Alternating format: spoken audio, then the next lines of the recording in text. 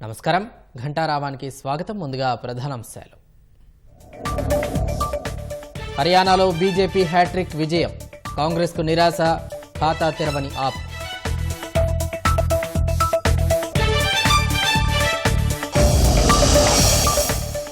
జమ్మూ కాశ్మీర్లో కాంగ్రెస్ ఎన్సీ కూటమి జయకేతనం, రాష్ట్ర హోదా పునరుద్ధరణకు పోరాడతామన్న ఫరూక్.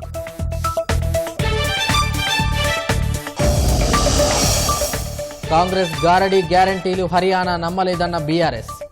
2029లో ప్రాంతీయ పార్టీలే చక్రం తిప్పుతాయన్న కేటీఆర్. కొండా సురేఖపై పరువు నష్టం కేసులో నాగార్జున వాంగ్మూలం, క్రిమినల్ చర్యలు తీసుకోవాలని కోర్టుకు విజ్ఞప్తి.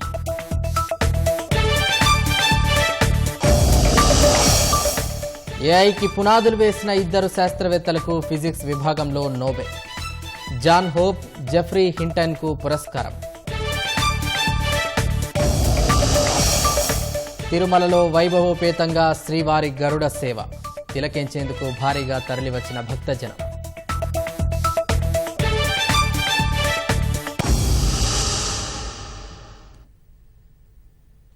హర్యానాలో మరోసారి కమలం వికసించింది.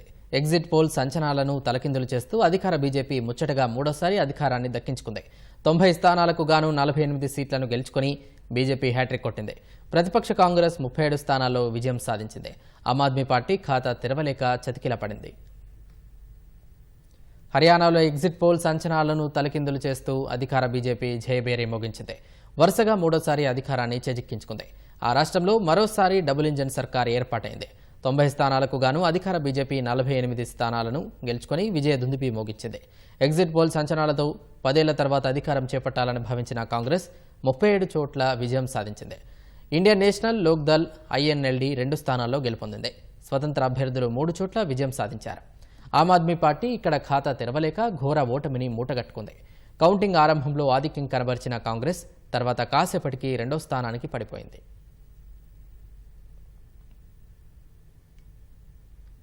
హర్యానా సీఎం నయాబ్ సింగ్ సైని లాడ్వా నియోజకవర్గంలో 16,054 ఓట్ల ఆధిక్యంతో కాంగ్రెస్ అభ్యర్థి మేవా సింగ్పై ఘన విజయం సాధించారు. మాజీ రెజ్లర్ కాంగ్రెస్ అభ్యర్థి వినేష్ ఫోగాట్ జులానాలో గెలుపొందారు. ఆమె తన ప్రత్యర్థి బీజేపీకి చెందిన యోగేష్ కుమార్పై 6,015 ఓట్ల తేడాతో విజయం సాధించారు. కాంగ్రెస్ అభ్యర్థి ఆ పార్టీ సీనియర్ నేత రణ్దీప్ సూర్జేవాలా తనయుడు ఆదిత్య సూర్జేవాలా కైథాన్లో గెలిచారు. హిస్సార్ నుంచి స్వతంత్ర అభ్యర్థిగా పోటీ చేసిన పారిశ్రామికవేత్తే బీజేపీ ఎంపీ నవీన్ జిందాల్ మాతృమూర్తి సావిత్రి జిందాల్ విజయం సాధించారు. అంబాలా కంటోన్మెంట్ నుంచి బీజేపీ సీనియర్ నేత మంత్రి అనిల్ విజ్ విజయం సాధించారు. మాజీ సీఎం కాంగ్రెస్ సీనియర్ నేత భూపిందర్ సింగ్ హూడా గర్హీ సంప్లా కిలోయ్ స్థానంలో గెలుపొందారు. ఉచానా కలాన్ స్థానంలో హోరాహోరీగా సాగిన పోరులో కేవలం 39 ఓట్ల మెజారిటీతో బీజేపీ అభ్యర్థి దేవేందర్ చతుర్భుజయాత్రి విజయం సాధించారు. ఇక్కడ పోటీ చేసిన జేజేపీ అధినేత దుష్యంత్ చౌటాలా ఏకంగా 4వ స్థానానికి పరిమితమయ్యారు. ఇండియన్ నేషనల్ లోక్దల్ ఐఎన్ఎల్డీ అధినేత అభయ్ చౌటాలా ఎల్లానాబాద్ స్థానంలో కాంగ్రెస్ అభ్యర్థి భరత్ సింగ్ చేతిలో ఓటమి చవిచూశారు. అభయ్ కుమారుడు అర్జున్ చౌటాలా రానియా స్థానం నుంచి గెలుపొందారు.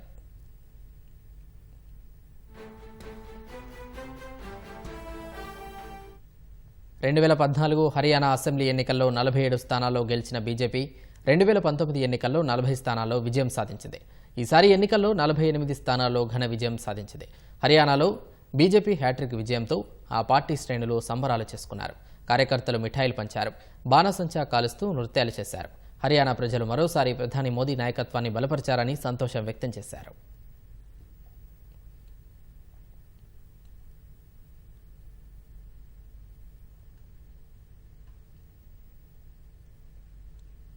జమ్మూ కాశ్మీర్లో ఆర్టికల్ 370 రద్దు తర్వాత జరిగిన మొదటి ఎన్నికల్లో జమ్మూ కాశ్మీర్ నేషనల్ కాన్ఫరెన్స్ కాంగ్రెస్ కూటమి జయభేరి మోగించింది. జమ్మూ కాశ్మీర్ అసెంబ్లీలో 90 స్థానాలు ఉండగా ఎగ్జిట్ పోల్స్ అంచనాలకు భిన్నంగా 2 పార్టీలు కలిసి 48 చోట్ల గెలిచాయి. జమ్మూలో తన పట్టును నిలుపుకున్న భారతీయ జనతా పార్టీ 29 సీట్లతో బలమైన ప్రతిపక్షంగా అవతరించింది. గతంలో బీజేపీతో కలిసి అధికారాన్ని పంచుకున్న పీడీపీ ఈసారి 3 సీట్లకే పరిమితమైంది. ఆమ్ ఆద్మీ పార్టీ ఒకే సీటుతో ఖాతా తెరిచింది.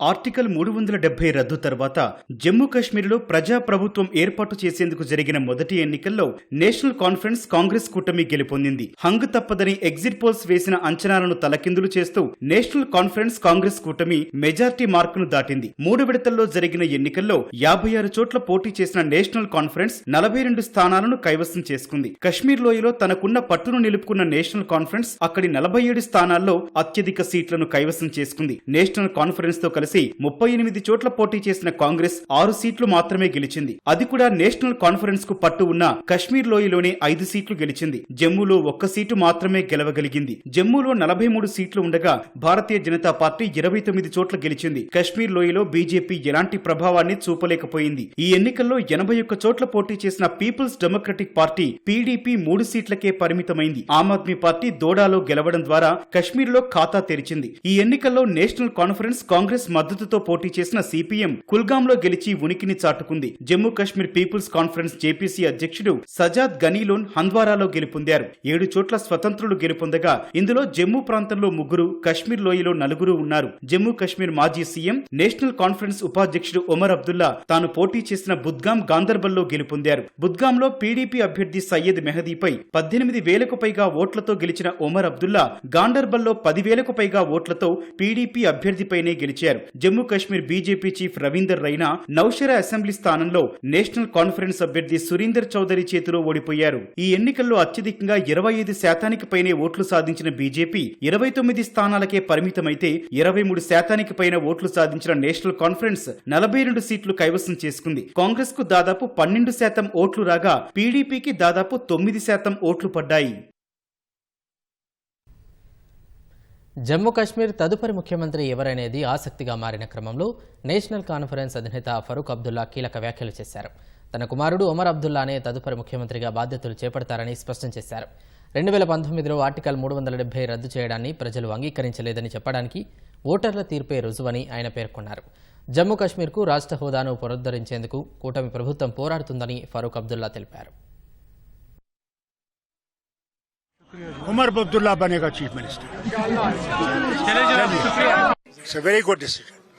We stand with India. We don't stand alone.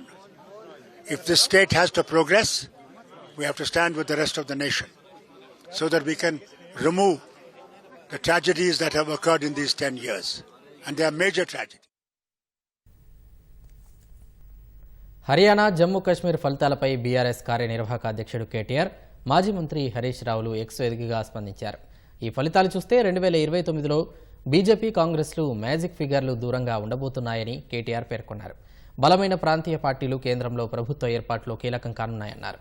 2 జాతీయ పార్టీల పట్ల ప్రజల్లో విముఖత ఉందని స్పష్టమైందని హరీష్ రావు వ్యాఖ్యానించారు. కాంగ్రెస్ గ్యారంటీల గారడిని హర్యానా ప్రజలు విశ్వసించలేదని చెప్పారు.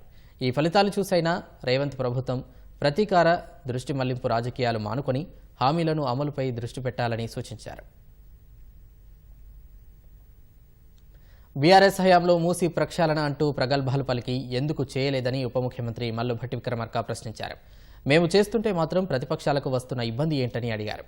ఖమ్మం కలెక్టరేట్లో విద్యుత్ శాఖపై ఉమ్మడి ఖమ్మం వరంగల్ జిల్లా అధికారులతో సమీక్షించారు.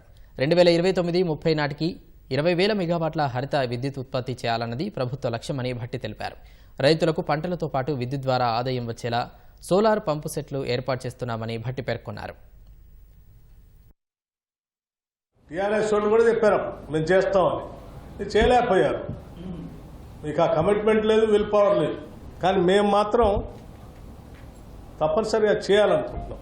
మురికి డ్రైనేజ్ పక్క నుంచి ఆ కెమికల్స్ వచ్చేటువంటి దాని కుప్పం నుంచి ఆరోగ్యకరమైన వాతావరణంలో అక్కడ ప్రజలు ఉంచితే మీకు వచ్చే నష్టం ఏంటి, ఈ ప్రతిపక్షాలకు వచ్చే బాధ ఏంటి, అంటే ఏంటి వాళ్ళ బాధ, ఇంకా వాళ్ళు అట్లాగే ఉండాలని. What's your problem? నేను అడుగుతున్న జగదీశ్వర్ రెడ్డిని, నీ ప్రాబ్లం ఏంటి?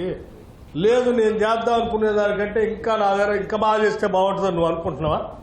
రా వచ్చి చెప్పు. ట్రాఫిక్ నిబంధనలు కఠినంగా అమలు చేసేలా చర్యలు చేపడుతున్నామని రవాణా శాఖ మంత్రి పొన్నం ప్రభాకర్ అన్నారు. కేంద్ర ప్రభుత్వం ప్రవేశపెట్టిన వాహన్ సారథి అమలుపై సచివాలయంలో మంత్రి సమీక్ష నిర్వహించారు. మోటారు వాహన చట్టంలో భాగంగా దేశంలో 28 రాష్ట్రాలు ఇప్పటికే సారథి వాహన్ పోర్టల్ అమలు చేస్తున్నాయని తెలిపారు. తెలంగాణలోనూ అమలుకు జీవో ఇచ్చామని మంత్రి వెల్లడించారు. రాష్ట్ర వ్యాప్తంగా ఫిట్నెస్ సర్టిఫికెట్లు పారదర్శకంగా ఇచ్చేందుకు ఆటోమేటిక్ టెస్టింగ్ సెంటర్లు తీసుకొస్తున్నామని పొన్నం తెలిపారు. ఒక్కో సెంటర్కి 8 కోట్లు ఖర్చు అవుతుందన్న మంత్రి రాష్ట్రంలో 32 సెంటర్లు తీసుకొస్తున్నామని వెల్లడించారు. సారథి మరియు వాహన్ స్టార్టప్ లో 12 నెలల కాలంలో మొత్తంగా రాష్ట్ర వ్యాప్తంగా అమలు చేసి అన్ని జిల్లా ఆర్టీఏ కార్యాలయాలను కంప్యూటరైజ్ చేసి అప్గ్రేడ్ చేసి మా దగ్గర ఉన్నప్పుడు ఇప్పుడున్నటువంటి ఏ టెక్నాలజీ ఉందో దాన్ని కన్వర్షన్ చేస్తూ సారథి వాహన్ పోర్టల్ లో జాయిన్ అవుతున్నాము. అందుకు సంబంధించి ప్రభుత్వం తరఫున జియో విడుదలైంది, జియో నెంబర్ 28 ద్వారా. ఇవన్నీ కూడా అంత పెద్ద ఎత్తున జరుగుతున్న ప్రాణ నష్టాన్ని వీలైనంత వరకు అవేర్నెస్ క్రియేట్ చేయడం కావచ్చు. వాళ్ళందరి లోపల చిన్నప్పటి నుంచి పిల్లల స్థాయి నుంచే ట్రాఫిక్ రూల్ పాటించాలి. ఒక్కొక్క కుటుంబం మొత్తం చనిపోయినటువంటి పరిస్థితి ఉన్నది. ఆ విధంగా ఉండడానికి కొరకు ర్యాష్ డ్రైవింగ్ ఉండకుండా ట్రాఫిక్ నియమ నిబంధనలు పాటిస్తూ డ్రైవింగ్ చేసే విధంగా అన్ని రకాలుగా మా శాఖ తరఫున చర్యలు తీసుకునేటువంటి ఒక ప్రయత్నం చేస్తా ఉన్నాం. ఈ రోజు తీసుకొచ్చినటువంటి పాలసీల ద్వారా ఏదైతే క్రాప్ పాలసీ కావచ్చు, ఆటోమేటిక్ టెస్టింగ్ సెంటర్ కావచ్చు, సారథి వాహన పాలసీ ఇంప్లిమెంట్ కావచ్చు, ట్రాఫిక్ రూల్స్ పట్ల అవగాహన కలిగజేస్తూ నియమ నిబంధనలు కఠినతరంగా అమలు చేసే విషయాలకు సంబంధించిన విషయాలు కూడా రాష్ట్ర ప్రజలందరూ కూడా సహకరించాలి అని ఈ సందర్భంగా రవాణా శాఖ తరఫున విజ్ఞప్తి చేస్తాం. కుల వృత్తులను ప్రోత్సహించాలనే ఉద్దేశంతో రాష్ట్ర ప్రభుత్వం ఉచిత చేప పిల్లల పంపిణీ కార్యక్రమం చేపట్టిందని మంత్రి పొంగులేటి శ్రీనివాసరెడ్డి అన్నారు. ఖమ్మం జిల్లా కూసుమంచి మండలం పాలేరు జలాశయంలో మత్స్య సంపద పెంచేందుకు మంత్రి చేప పిల్లలను వదిలారు. ఇటీవల కురిసిన భారీ వర్షాలకు నష్టపోయిన మత్స్యకారులకు త్వరలో నష్టపరిహారం అందిస్తామని మంత్రి పొంగులేటి శ్రీనివాసరెడ్డి హామీ ఇచ్చారు. ఉచిత చేప పిల్లల పంపిణీ కార్యక్రమంలో భాగంగా కామారెడ్డి జిల్లా బాన్స్వాడ కలికి చెరువులో ఎమ్మెల్యే పోచారం శ్రీనివాసరెడ్డి చేప పిల్లలను వదిలారు. వృత్తిని ప్రోత్సహించాలని ఈ ఇందిరమ్మ రాజ్యంలో చేప పిల్లలు వదలటం జరుగుతుంది. దాంట్లో భాగంగానే పాలేరు రిజర్వాయర్ లో కూడా ఇంతకు ముందు చేపలు వదులుకున్నాం. కెపాసిటీకి తగ్గట్టు ఇంకా ఒక 4-5 లక్షల చేప పిల్లలు ఎక్కువ వదలాలని స్థానిక నా మత్స్యకార సోదరులు అడగటం జరిగింది. వాటితో పాటు కొన్ని రొయ్య పిల్లలు కూడా వదలాలని కోరుకున్నారు. తప్పకుండా ఫుల్ కెపాసిటీతో చేప పిల్లలు, అదే రకంగా గతంలో ఎన్నైతే రొయ్యలు వదిలారో ఆ రొయ్యలను కూడా వదిలించే కార్యక్రమాన్ని కొద్ది రోజుల్లోనే మీకు చేపడతానని ఈ వేదిక ద్వారా తెలియజేస్తున్నాను. ఏదైతే ఆగస్టు నెలలో కని విని ఎరగని వరదలు వచ్చాయి, నిత్యము వాడే వలలు గాని తెప్పలు గాని ఆ వరదల్లో కొట్టుకుపోయాయి.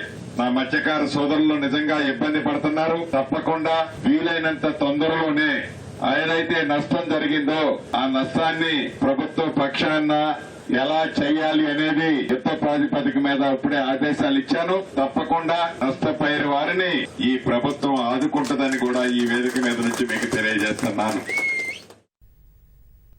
ఫీజు రియంబర్స్మెంట్ బకాయిలు విడుదల చేయకుండా దాదాపు 13 లక్షల మంది విద్యార్థుల జీవితాలను కాంగ్రెస్ ప్రభుత్వం అగమ్య గోచరంగా మార్చిందని మాజీ మంత్రి హరీష్ రావు ఆరోపించారు. తెలంగాణ ప్రైవేట్ డిగ్రీ, పీజీ కళాశాలల యాజమాన్యాల సంఘం సభ్యులు హరీష్ రావును కలిసి తమ ఇబ్బందులను వివరించారు.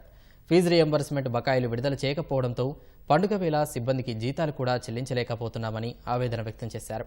సిబ్బంది నుంచి తమపై విపరీతమైన ఒత్తిడి వస్తోందని, భవనాలు అద్దెకు చెల్లించలేక, తెచ్చిన అప్పులు వడ్డీలు కట్టలేక కళాశాలల నిర్వహణ భారంగా మారిందని అన్నారు. విద్యా వ్యవస్థ పట్ల కాంగ్రెస్ ప్రభుత్వం నిర్లక్ష్య వైఖరి అవలంబిస్తోందని హరీష్ రావు ధ్వజమెత్తారు.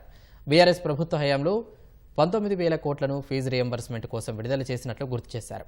కరోనా వంటి సంక్షోభ సమయంలో కూడా విద్యార్థుల భవిష్యత్తు దృష్టిలో పెట్టుకుని రియంబర్స్మెంట్ చెల్లించినట్లు పేర్కొన్నారు. కాంగ్రెస్ ప్రభుత్వం మాత్రం 10 నెలల్లో ₹1 కూడా ఫీజు రియంబర్స్మెంట్ కోసం విడుదల చేయలేదని ఆక్షేపించారు. ప్రభుత్వం ఇప్పటికైనా మొద్దునిద్ర వేడి పెండింగ్లో ఉన్న బకాయిలను వెంటనే విడుదల చేయాలని హరీష్ రావు డిమాండ్ చేశారు. మూసీ ప్రక్షాళనపై ప్రభుత్వం దగ్గరున్న ప్రణాళిక ఏంటో చెప్పాలని మాజీ మంత్రి సూర్యాపేట ఎమ్మెల్యే జగదీష్ రెడ్డి డిమాండ్ చేశారు. మూసీపై ముఖ్యమంత్రిది ఒక మాట అయితే మంత్రివర్గానిది మరో తీరుగా ఉందని విమర్శలు గుప్పించారు. మూసీ ప్రక్షాళన కోసం నివాస ప్రజలను నిర్వాసితులను చేయడం సరికాదని మండిపడ్డారు. ఎఫ్టీఎల్ బఫర్ జోన్లలో చేపట్టిన అక్రమ కట్టడాలను మేం చూపిస్తాం, కూల్చుతారా, మూసీ చర్చకు సిద్ధమా అంటూ ఉప ముఖ్యమంత్రి భట్టి విక్రమార్కకు సవాల్ విసిరారు. మూసీ సుందరీకరణకు సంబంధించి అసలు మీ దగ్గర ఉన్న ప్లాన్ ఏంది? దేని కొరకు ఏ మేరకు చేద్దాం అనుకుంటున్నారు? ఎంత మేరకు చేద్దాం అనుకుంటున్నారు? మూసీ ప్రక్షాళన చేయదలుచుకుంటే కూలగొట్టి అక్కరేంది? సుందరీకరణ కొరకు అయితే కూలగొట్టి అక్కరేంది? మూసీని ఏం చేయదలుచుకున్నామనే విషయాన్ని ఇప్పటి వరకు ఎక్కడ చెప్పలే. 1,50,000 కోట్లని స్వయంగా ముఖ్యమంత్రి చెప్పినే ఉన్నాయి.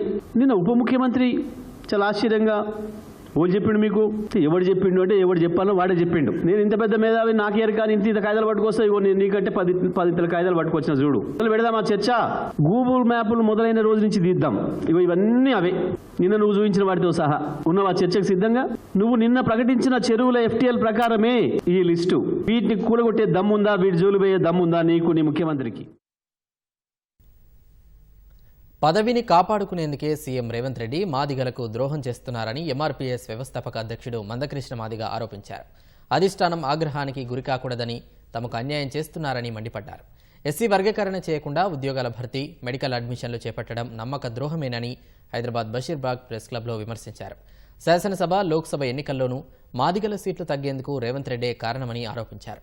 11,000 మందికి రేపు ఉపాధ్యాయ నియామక పత్రాలు అందిస్తున్న నేపథ్యంలో మాదిగలకు జరిగిన అన్యాయాన్ని నిరసిస్తూ రాష్ట్ర వ్యాప్తంగా ప్రదర్శనలు చేపడతామని వెల్లడించారు. ఈ నెల 15న MRPS అనుబంధ సంఘాలతో సమావేశమై భవిష్యత్తు కార్యాచరణ చేపడతామని మందకృష్ణ మాదిగ తెలిపారు. గత నెల ఈ 15 రోజుల్లో ఒకరిద్దరు కాంగ్రెస్ లో ఉండబడే మా మాదిగ ప్రముఖులు ఆయనను కలిశారు. అన్న, మీరు ఇచ్చిన మాట నిలబెట్టుకోవడానికి వర్గీకరణ త్వరగా చేయండి, వర్గీకరణతోటే ఉద్యోగ నియామకాలు చేపట్టండి అంటే, నేను మాలలతో పెట్టుకుంటే నా ఉన్న పదవిని ఊడగొట్టిస్తారు వాళ్ళు. పైన ఉన్నది ఎవరనుకున్నారు? అధిష్టాన వర్గంగా మల్లికార్జున ఖర్గే మాల, కొప్పుల రాజు CWC మెంబర్గా ఉన్నాడు. ఇప్పుడు నేను వర్గీకరణ చేయకుండానే మీకు ఒకవేళ ఉద్యోగాలు భర్తీ చేస్తే మీకు కోపం వస్తుందేమో, రానియండి. కానీ వర్గీకరణ వెంటనే చేస్తే మాత్రం మాలల ఆగ్రహానికి గురవుతే వాళ్ళు చాలా శక్తివంతులు, నా పదవిని ఊడగొడతారు. అంటే మీకు న్యాయం చేయడం కోసం నా పదవిని ఊడగొట్టుకోనా అన్నాడు. మీకు న్యాయం చేయడం కోసం నా ముఖ్యమంత్రి పదవిని వదులుకోనా అని అన్నాడు. సందర్భం వచ్చినప్పుడు ఆ పేర్లు కూడా బయట పెడతా నేను అన్నాడు. మంత్రి కొండా సురేఖ తనపై అసత్య ఆరోపణలు చేశారని హీరో నాగార్జున కోర్టులో వాంగ్మూలం ఇచ్చారు. రాజకీయ దురుద్దేశంతోనే కొండా సురేఖ ఇలాంటి వ్యాఖ్యలు చేశారని, వీటి పట్ల తమ కుటుంబం తీవ్ర మనోవేదనకు గురైందని తెలిపారు. మంత్రి కొండా సురేఖ తమ కుటుంబంపై అనుచిత వ్యాఖ్యలు చేశారంటూ నాగార్జున వేసిన పరువు నష్టం దావాపై హైదరాబాద్ నాంపల్లి కోర్టులో విచారణ జరిగింది. అమల, నాగచైతన్యతో కలిసి నాగార్జున కోర్టుకు హాజరయ్యారు. నాగార్జున సహా సాక్షుల వాంగ్మూలాన్ని నమోదు చేసిన న్యాయస్థానం పిటిషన్ ఎందుకు దాఖలు చేశారని నాగార్జునను ప్రశ్నించారు. మంత్రి కొండా సురేఖ తన కుటుంబంపైన అనుచిత వ్యాఖ్యలు చేశారని, ఇవి తమ కుటుంబ మర్యాదలకు భంగం కలిగించాయని పేర్కొన్నారు. తమ కుమారుడి విడాకులపైన కొండా సురేఖ అనుచిత వ్యాఖ్యలు చేశారని తెలిపారు. వాంగ్మూలం నమోదు అనంతరం న్యాయస్థానం విచారణ ఈ నెల 10కి వాయిదా వేసింది.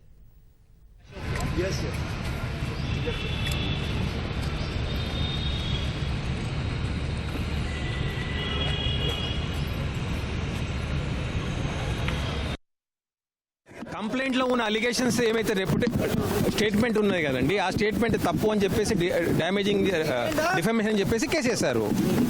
ఓకే, స్టేట్మెంట్ రికార్డ్ చేశారు. ఇవాళ నాగార్జున గారి, సుప్రియ గారి స్టేట్మెంట్ రికార్డ్ చేస్తారు.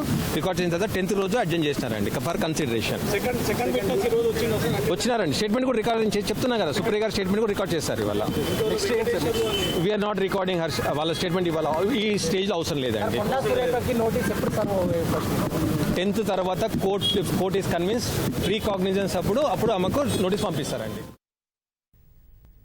దేశవ్యాప్తంగా సంచలనం సృష్టించిన జూనియర్ డాక్టర్పై అత్యాచార ఘటన జరిగిన ఆర్జీకర్ ఆసుపత్రిలో కీలక పరిణామం చోటు చేసుకుంది. ఈ వ్యవహారంపై బంగాల్ ప్రభుత్వ వైఖరిని నిరసిస్తూ తాజాగా ఆర్జీకర్ ఆసుపత్రిలోని 50 మంది సీనియర్ వైద్యులు, బోధనా సిబ్బంది మూకుమ్మడిగా రాజీనామా చేశారు. ఈ మేరకు డాక్టర్లు రాజీనామా పత్రంపై సంతకాలు చేశారు. వైద్యుల భద్రత విషయంలో దీదీ ప్రభుత్వం నుంచి ఎలాంటి చర్యలు లేనందునే ఈ నిర్ణయం తీసుకున్నట్లు డాక్టర్లు వెల్లడించారు. ఆగస్టు 9న కోల్కతాలో జూనియర్ వైద్యురాలిపై అత్యాచార ఘటన కలకలం రేపింది. బాధితురాలికి న్యాయం చేయాలని వైద్య విద్యార్థులు పెద్ద ఎత్తున నిరసనలు కొనసాగించారు.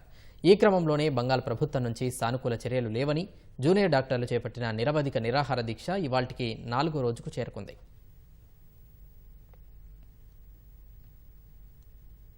ప్రస్తుతం ప్రపంచవ్యాప్తంగా ఉపయోగిస్తున్న ఆర్టిఫిషియల్ ఇంటెలిజెన్స్కు పునాదులు వేసిన 2 శాస్త్రవేత్తలకు ఈ సంవత్సరం ఫిజిక్స్ విభాగంలో నోబెల్ అవార్డు వరించింది. మెషిన్ లెర్నింగ్కు సంబంధించిన బిల్డింగ్ బ్లాక్స్ను కనిపెట్టిన జాన్ హోప్ ఫీల్డ్ జెఫ్రీ హింటన్లను ఈ ఏడాది ఫిజిక్స్ నోబెల్కు రాయల్ స్వీడిష్ అకాడమీ ఎంపిక చేసింది. వీరు మెషిన్ లెర్నింగ్కు సంబంధించిన టూల్స్ అభివృద్ధి చేశారు. హోప్ ఫీల్డ్ అమెరికాలోని ప్రిన్స్టన్ విశ్వవిద్యాలయంలో, హింటన్ కెనడాలోని యూనివర్సిటీ ఆఫ్ టొరంటోలో పరిశోధన చేశారు. ఈ ఇద్దరు శాస్త్రవేత్తలకు కలిపి నోబెల్ ప్రైజ్ కింద $1,00,000 నగదు అందజేస్తారు. ఆల్ఫ్రెడ్ నోబెల్ వర్ధంతి సందర్భంగా డిసెంబర్ 10న నోబెల్ అవార్డులను అందజేయనున్నారు.